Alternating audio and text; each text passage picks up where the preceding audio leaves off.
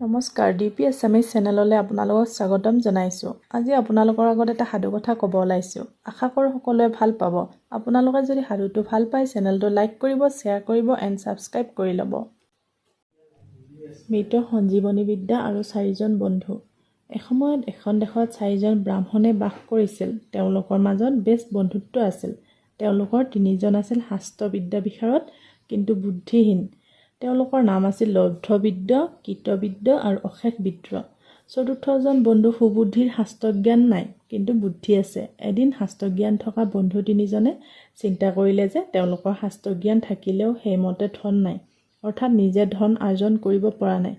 এই দেশত থাকিলে হয়তো তেওঁলোকে বেছি উপাৰ্জন কৰিব নোৱাৰিব আৰু বিদেশত নিশ্চয় এই শাস্ত্ৰজ্ঞানৰ দ্বাৰাই বহু ধন উপাৰ্জন কৰিব পৰা যাব বুলি ভাবি তেওঁলোকে বিদ্যাৰ সহায়ত অৰ্থ উপাৰ্জন কৰিবৰ বাবে বিদেশলৈ যাবলৈ ওলাল।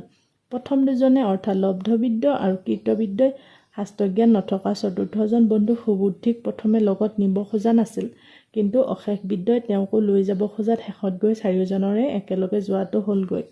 তেওঁলোকে গৈ গৈ এখন হাবি পালেগৈ।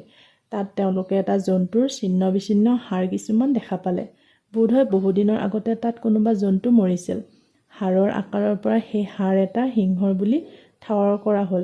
সেয়া দেখি লব্ধবিদ্যাই ক'লে, আমি লাভ কৰা বিদ্যা পৰীক্ষা কৰি চোৱাৰ সুবিধা আমি বাটতে পালোঁ।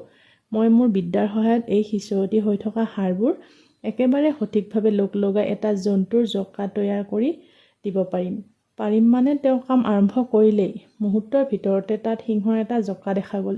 এইবাৰ কৃতবিদ্যই ক'লে, মই এই জঁকাটোকে হাড়, ছাল, মাংস আদি সংযোগ কৰি তাত এটা পূৰ্ণাংগ জন্তুত পৰিণত কৰিব পাৰিম। তেওঁ কাম আৰম্ভ কৰিলে। তাৰ পাছত দেখা গ'ল যে হাড়, ছাল, মাংস থকা এটা সিংহ তাত পৰি আছে। সকলো আছে, কেৱল প্ৰাণ নাই। এইবোৰ অশেষ বিদ্যাৰ পাল। সি ক'লে, মই এতিয়া মৃত সঞ্জীৱনী বিদ্যাৰ প্ৰয়োগ কৰি এই সিংহটোৰ শৰীৰত জীৱন সঞ্চাৰ কৰিম।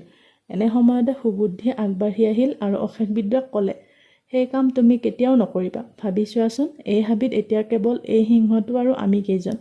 সিংহক যেনিবা তোমালোকে পূৰ্ণজন্ম দিলাই, কিন্তু সিংহই সেই কথা ক'ত বুজিব? বা তোমালোকেও সেই যুক্তি সিংহক বুজাব পাৰিবা? নিজৰ ভোক নিবাৰণৰ বাবে সিংহটোৱে আমাক হত্যা কৰি পেলাব।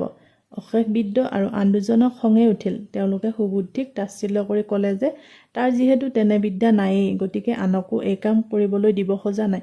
সুবুদ্ধিয়ে সিহঁতক ইমান বুজালে, সিহঁতে কিন্তু নামানিলে। অশেষ বিদ্যই মন্ত্ৰ মাতিবলৈ আৰম্ভ কৰিলেই অৱস্থা বেগতিক যেন দেখি সুবুদ্ধি লৰালৰিকৈ ওচৰৰ গছ এজোপাত উঠিলগৈ। অশেষ বিদ্যৰ মৃত সঞ্জীৱনী মন্ত্ৰৰ প্ৰভাৱত সিংহ পুনৰ জীৱন প্ৰাপ্তি হ'ল। সি শুই উঠাৰ দৰে এঙামুৰি দিলে। বহুত দিন একো খাবলৈ নাপাই তাৰ বৰ ভোকো লাগিল। সি ঠাউকতে পোৱা এই বন্ধু তিনিজনকে বধ কৰি পেটৰ পুৰণি গুচালে। সুবুদ্ধিৰ চকুৰ আগতে এইবোৰ ঘটিল। সিও মনতে বৰ দুখ পালে, কিন্তু সিনো কৰিব কি? বাকী বুদ্ধিহীন কিন্তু শাস্ত্ৰজ্ঞ বন্ধু কেইজনেতো তাৰ কথা নুশুনিলেই।